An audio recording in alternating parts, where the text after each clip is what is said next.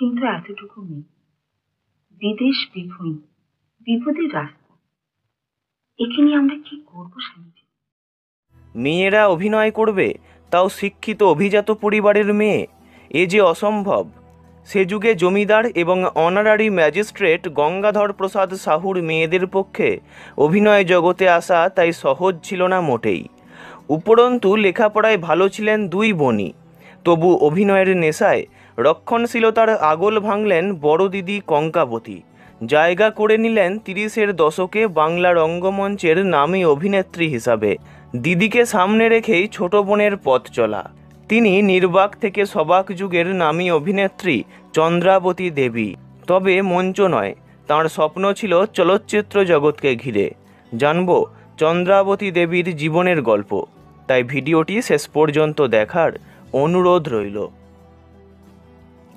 1909 সালের 19শে অক্টোবর বিহারের মুজফ্ফরপুরে জন্ম চন্দ্রাবতী দেবীর। খুব কম বয়সেই কলকাতায় চলে আসেন। ভর্তি হন ব্রাহ্ম বালিকা বিদ্যালয়ে। পরে বাংলা সাহিত্যে স্নাতক হন বেথুন কলেজ থেকে। লেখাপড়ার সাথে গানও শিখেছেন দীনেন্দ্রনাথ ঠাকুরের তত্ত্বাবধানে।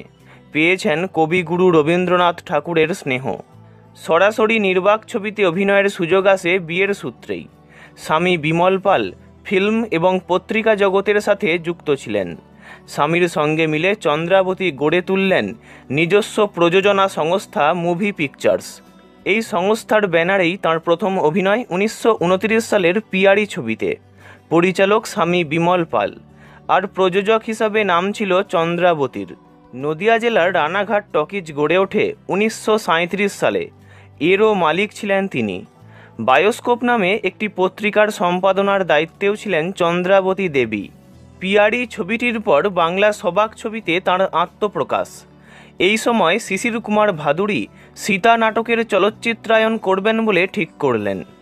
রামের ভূমিকায় তিনি নিজেই, সীতার চরিত্রে কঙ্কাবতী আর উর্মিলার চরিত্রে তিনি নিলেন চন্দ্রাবতীকে।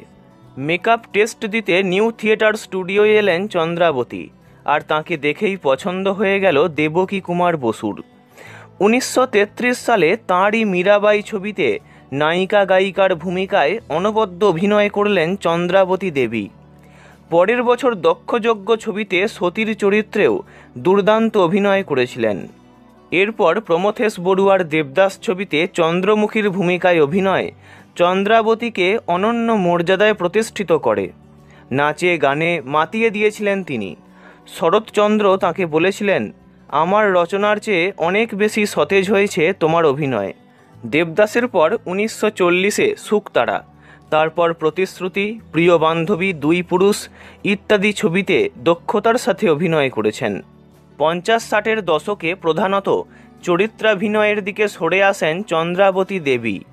অগ্নি পরীক্ষা, ত্রিজামা, একটি রাত, জীবন তৃষ্ণা, পথে হলো দেরি, বিচারক, রাজকন্যা, পৃথিবী আমারে চায়, হারানো সুর, পরশ পাথর, দ্বীপ জেলে যায়, মরুতীর্থ হিংলাজ ইত্যাদি বাংলা ছবিতে তাঁর অভিনয় স্মরণীয় হয়ে আছে। 70-এর দশকের শেষের দিকে অভিনয় জগৎ থেকে নিজেকে গুটিয়ে নেন তিনি। ভালো লেখিকাও ছিলেন চন্দ্রাবতী দেবী। সাহিত্যেও দক্ষতা ছিল। কিছু ম্যাগাজিনে লেখালেখিও করতেন।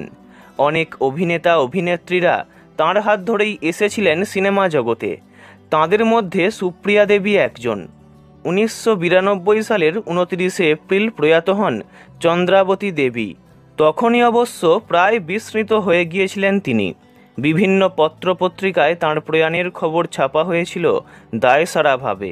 এই ভিডিও দ্বারা ওনাকে জানাই আন্তরিক শ্রদ্ধা। ভিডিওটি ভালো লাগলে লাইক করবেন, অন্য কারোর বিষয়ে জানতে কমেন্ট করবেন, আর এমনই সব ভিডিও পেতে চ্যানেলটি অবশ্যই সাবস্ক্রাইব করবেন। ধন্যবাদ।